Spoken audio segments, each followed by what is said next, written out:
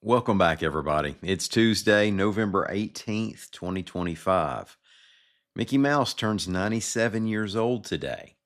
I'm more of a Looney Tune myself. I didn't mention this yesterday because it wasn't an Alabama story, but folk rock, alt country, Americana, whatever singer songwriter Todd Snyder died over the weekend.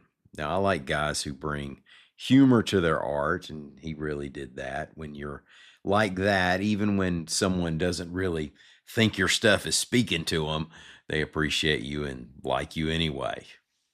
Just sort of makes this life a little more enjoyable. I mentioned Snyder today because there is an Alabama connection, at least for me. I first saw him way back in 1994 when his Talkin' Seattle grunge rock blues was still new. Grunge was still relatively new, I guess, but it only lasted a flash before it was already post grunge.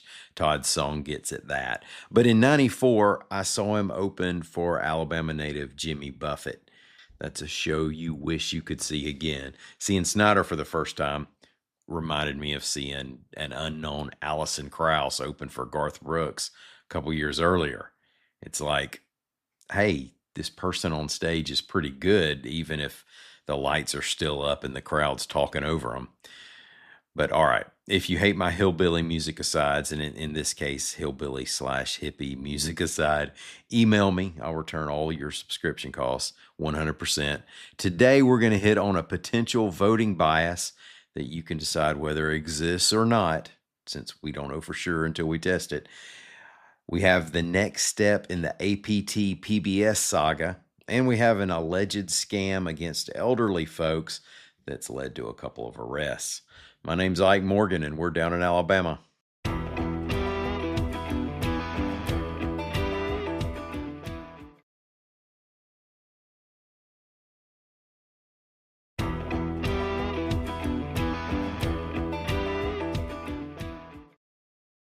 Citizens can vote for political candidates based on whatever criteria, values, or even biases they choose, for better or worse. Often, the law of averages kind of evens out most of the non policy stuff as various kinds of bias balance themselves out. Other times it doesn't. For example, we haven't elected a president who's under 5'10" in almost 50 years. Not to play the height card on anybody. ESPN host Paul Feinbaum said it's been suggested to him that a Jewish man wouldn't win a statewide election in Alabama. He's not buying it, though. AL.com's Mike Kaysen reports that Feinbaum went on the Clay Travis and Buck Sexton radio show, where earlier this fall he had revealed that he was considering running for Alabama's U.S. Senate seat that's being vacated next year. Feinbaum said on Monday that a politically connected person in the state told him that running wouldn't work in Alabama.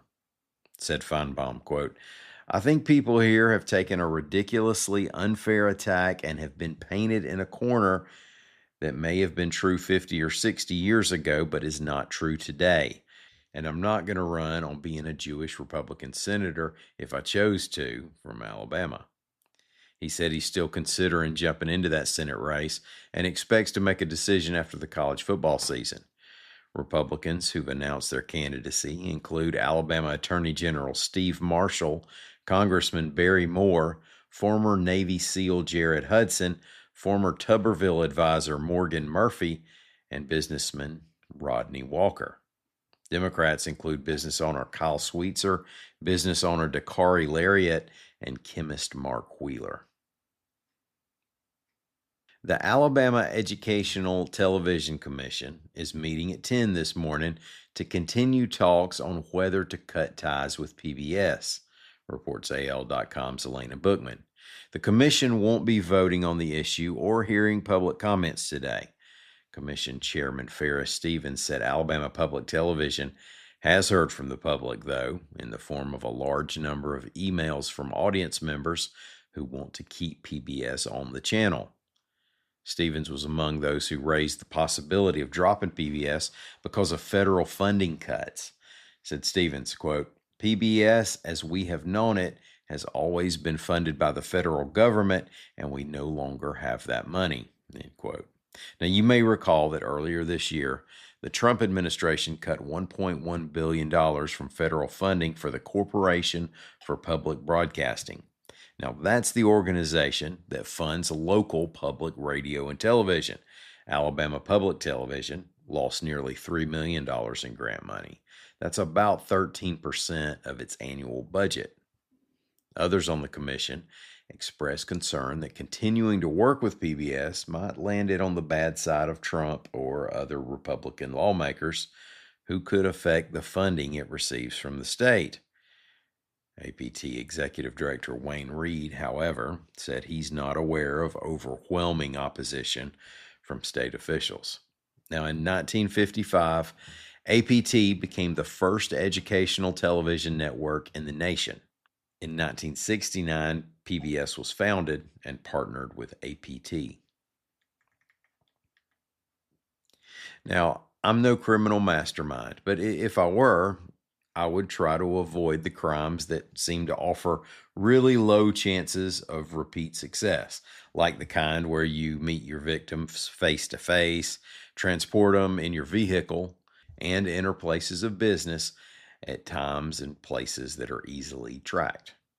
Authorities in the Cullman area have been aware of a scam that's been going on for a few weeks. Now, according to police, it involved two suspects approaching elderly people and taking them to Walmart locations. The suspects then would allegedly use personal information gleaned from the elderly victims to buy iPhones and open phone accounts. Then, according to police, the suspects would ditch the victims, who are often left to find a way home with a big bill on the way.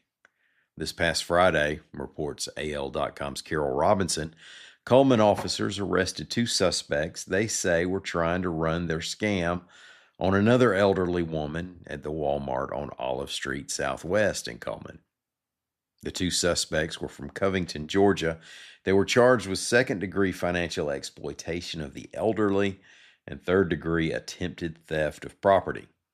Police expect to bring more charges as the investigation proceeds.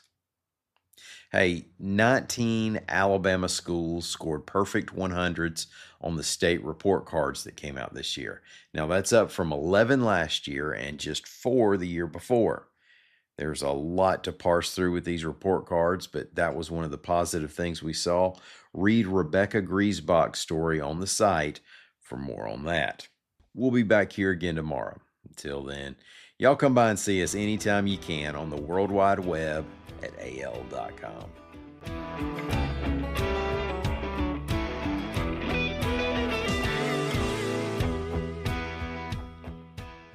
Govee Outdoor Lights make every moment wild, transforming gardens into Arctic adventures, yards into utopias. You might even say homes into zootopias. Celebrate the excitement of Disney Zootopia 2 with Govee. From permanent outdoor lights to show-stopping string lights, illuminate your spaces with rich, collaborated effects and one-tap light shows. Govee Outdoor Lights that color your world with wonder. Tap the banner to learn more about Govee. Watch Zootopia 2 only in theaters November 26th. Rated PG.